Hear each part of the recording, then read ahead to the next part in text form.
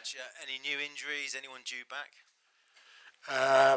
There's a couple still sore from the weekend, or midweek, sorry. Let's look at days again.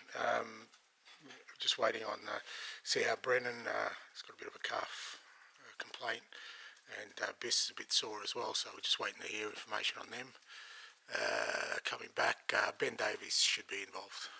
Your reflections on the North London derby, you spoke afterwards about a lack of intensity. Do you feel that's a physical thing or a mental thing? Oh, look, it could be a bit of both. Yeah, especially, like I said, the first half we were way too sort of passive in our approach, and both with and without the ball, and allowed sort of Arsenal to dictate the game and set the tempo, and we weren't really able to kind of make an impact in the way we wanted to. Second half was a bit better, but ultimately, it cost us. How's it going in terms of bringing in reinforcements for a pretty depleted squad at the moment?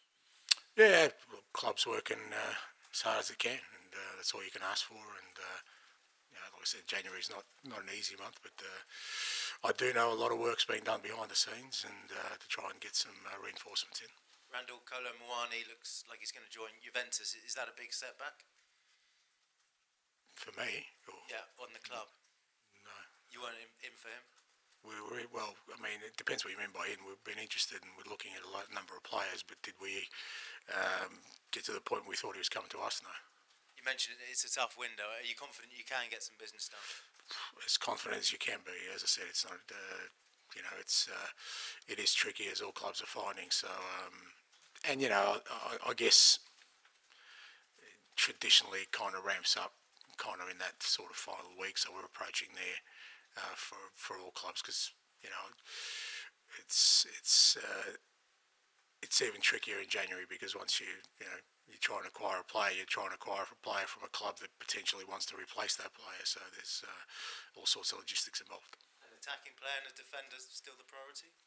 Yeah, we'll see. We'll see what's available and what help we can get. Thank you. Thanks. Nif, please.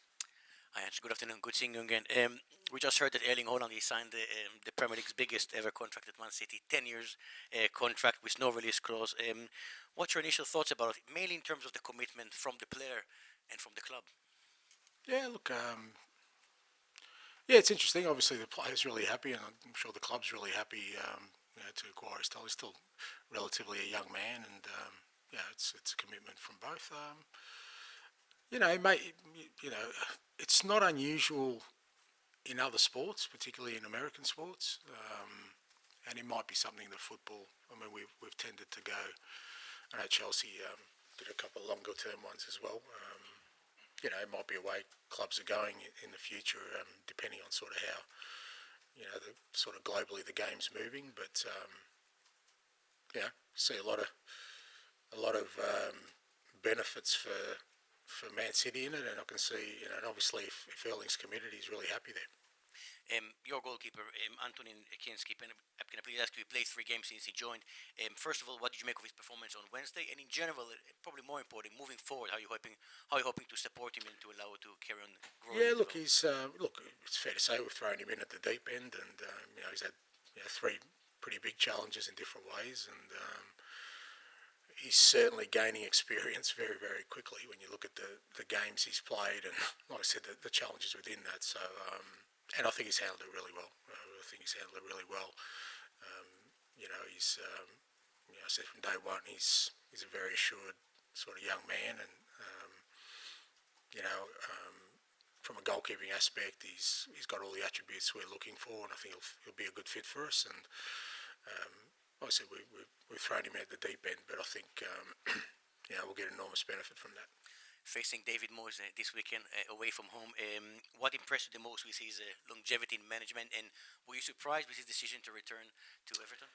No, not surprised. I mean, it's he showed at Everton. He's still still at the top of his game. He's a fantastic manager, and yes, I think longevity is a measure of your capabilities, particularly when you think of how long he's managed in the Premier League itself, and he's made an impact at the clubs he's been at. So I'm delighted to see him back, because it means I'm not the oldest in the Premier League anymore.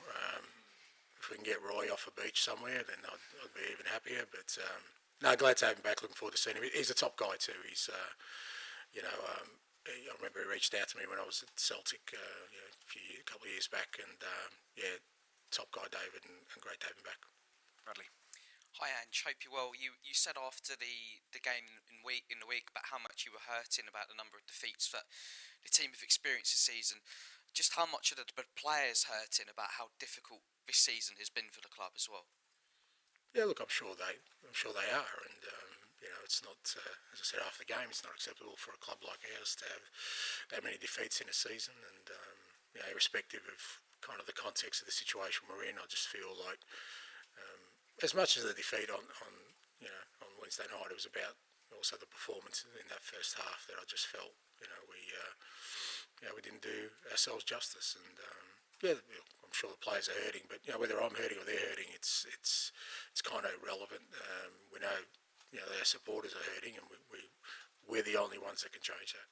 And given the amount of issues you've experienced this season, has this been one of the most difficult seasons you've experienced in management?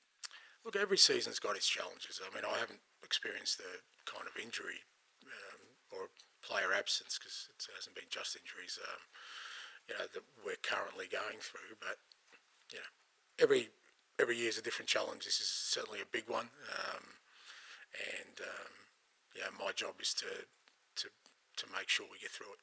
And on the flip side of that, lastly, you're still in 3 competitions in terms of the cups as well. How confident are you that you can make the second half of the season a success? It's not about confidence, but I have great belief that we can make an impact for sure. But notwithstanding that, we still need to be better and more consistent in the league, irrespective of how we do in the cup competitions. And one can feed into the other, though, that's for sure. And we need to go to Everton on Sunday, and knowing that we've got we've got European football and cup football not long after that, improvement in the league will help us on that journey as well.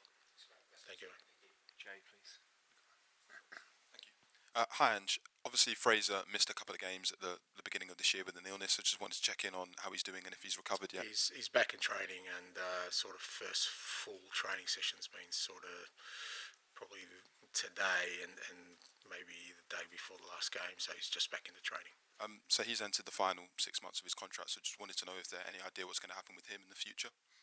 Yeah, right now, I think our focus, and certainly my focus, is on trying to beat Everton on Sunday. Pedro Porro's played the most minutes for you in the league this season. I'm sure you'd love to give him a rest at some point, but it's basically a situation where you don't really have a choice. He's just got to keep playing. Well, at the moment, yeah. I mean, we've got some alternatives there with obviously Jed and Archie can play there, but they're needed in other areas. So I think with all the guys at the back, they're doing a hell of a job for us, considering limited options. Hopefully, I mean, we should get Benny back this weekend, which gives us another body back there, and then I'm sure in the next couple of weeks, Romero and Van der Ven. But up until that point, for guys like Pedro and Archie, Radu, Jed are the main ones. It just means they're just got to keep soldiering on. Ali. With Ben Davies coming back, is there a case now in your mind of kind of getting Archie Gray back to what he's meant to be doing in midfield position, or has he kind of done enough to keep staking a claim to play there for now? Look, we don't have that luxury. I certainly don't have that luxury at the moment. Getting Benny back is great, but we're still pretty short defensively, and we've still got a lot of games before, even before Mickey and Romero, and certainly Destiny, are sort of back into the fold. So, we're still down to kind of minimum numbers. So, Archie he'll continue to do what he's been doing, mate. He's contributing every game, and whatever that may be for the team, he'll do that to his best. I know the January market is obviously is a more difficult one. Is there any frustration at all, though, that you've kind of, it feels almost like you've missed this key period where the squad really needed help? Well, it's not frustration. Look, it would be frustration, disappointment if the club weren't working hard. But I know how hard. I mean, look, it's an easy word to say, but I know how hard the club have been working behind the scenes to get something done. But it's not easy. You need sort of agreement from 3 different parties, and sometimes when you're in our situation, other clubs realise that and try and make the most of it. That's why I was delighted to get Tony in and fairly early, because it was, that kind of helped us for sure. But it's not for the want of trying, so I accept that, and I'm not disappointed or frustrated. I'm actually pleased at how hard the club is working. Just on Lucas Bergvall, just a little one on him. He seems to be much stronger towards the end of games now. Is that just a consequence of the minutes, or have you guys and the coaches been working really specifically on his strength, his fitness, things like that? I think it's a bit of consequence of the minutes, but also just his growth as a player and getting used to it. And like I said, at 18, they're still, their body's developing. They're still kind of getting used to the levels, and he's certainly got a great capacity to work hard for sure. And you've seen that in the last couple of games, and that's great for us because, again, with obviously Rodri out, and we'll see how Biss is now, he's going to be needed. Hi, Angie. Getting close to the point of no return as it comes to qualifying for Europe, because you're starting to fall a bit behind the pack. If you don't start picking up these results as well in the future. Oh, look, again, I just don't look at things like that. Ultimately, we've got to win games of football, and that starts on Sunday. We've got to go to Everton, try and win and get 3 points, and then focus on Europe after that. To kind of look at what's beyond that right now is kind of, it serves no purpose for me or anyone else.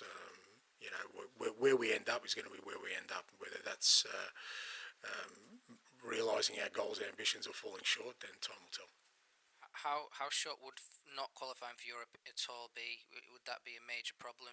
Again, so you're asking me to talk about something that's just not in my brain space. I mean, we'll get to that point if we get to that point. We may never get to that point, and it's irrelevant me talking about it, or we may get to that point and then I'll kind of look at it. But right now, nothing more important than us making sure we put in a strong performance away at Everton. The other one I wanted to ask about is part of the picture of the form is the medical side and the injuries and stuff. And I've seen there's job adverts that have been out for head of medical. What's kind of happening with the sort of structural things behind the scenes? Is that a new structure coming in? Is it a different structure to the one that you thought about in the summer? Is there another look at it, another change? No, that was always part of the planning. We changed kind of the head of high performance, and he's kind of made sure he's had a good look at how we do things and the structure of everything. And now he's, we haven't changed any people in there, but now he's looking to bring in some new people in these roles, which were always earmarked to happen around this time. Obviously, you've got to go through a process, and maybe some of the candidates, are already in other positions, so you've got to go through that sort of waiting period as well. But that was always part of the planning. Finish with George, please. And just go back to this window and transfers. I mean, can you afford to go forward with the squad you've got when everyone is fit for the second half of the season? Because there's going to be a lot of games if you want to go deep. Look, it depends on, it's constantly a moving kind of picture with these things. If everyone comes back and everyone stays back and fit, then but we've got players who've missed a fair bit of football. Guys like Wilson has hardly played, so is he going to come back and hit the ground running? Well, you just don't know these things. Like I said, Romero, Van der Ven, Destiny have all kind of had significant disruptions. Then you had like I said, Bentancur's kind of been in and out. Obviously lost Timo for a bit now, so there's all these kind of moving parts where you just don't know. Where we sit right now, I think we all know that we need some reinforcements. It's about trying to make that happen if we can in this window. You mentioned Timo. I think you said he was going to get a scan. Or he got a scan. He's got a hamstring tweak, so probably 3 to 4 weeks, I think. And on Wednesday, you used Maddison and Kulusevski as part of the midfield three, which you did earlier in the season, to pretty good effect. Man United and Brentford. Was there a reason why you sort of moved away from using them as a part of that midfield three? Well, yeah, there was a good reason. We ran out of strikers and had to play Decky at right wing. It's just like, I mean, like a lot of decisions we've, sort of had to make have just been trying to plug the holes we've got and, moving and shifting players around and trying to manage their loads as well, because, it's like, whilst we've had a lot of injuries, we've also asked a lot of players a lot during this period, and I've had to try and find ways to manage how much they play so we don't lose anyone else. Now, we've sort of half got away with it, I hope, but, even for guys like I said, Brennan picked up a tweak. That's just on the back of even him trying to manage his loads over the last sort of 2 months. It's been a big shift for the players in there. Okay, we'll end the broadcast section there. Move on.